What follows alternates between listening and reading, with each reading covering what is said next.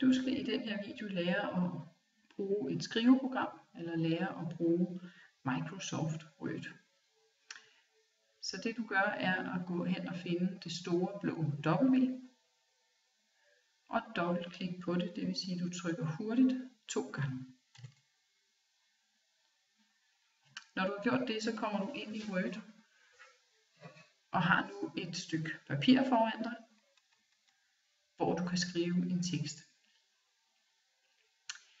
Inden du skriver teksten, så går du op i venstre hjørne og vælger skrifttype.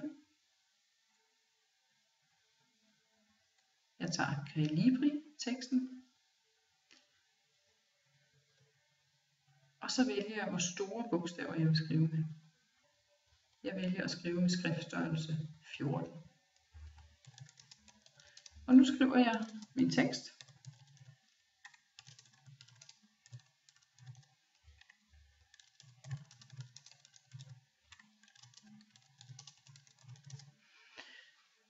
Og når jeg har skrevet min tekst, så skal jeg gemme den, så jeg kan bruge den senere.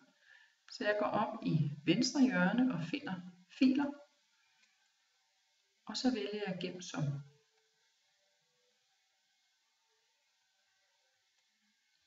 Så vælger jeg skrivebordet, det vil sige ude på min startside.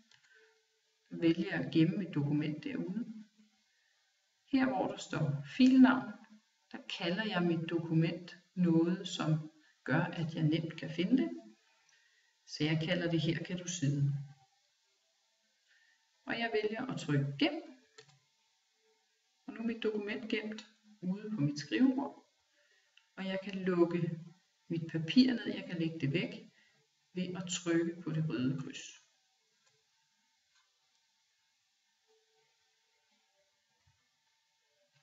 Nu er mit dokument gemt, og det ligger heroppe på skærmen til næste gang jeg skal bruge det.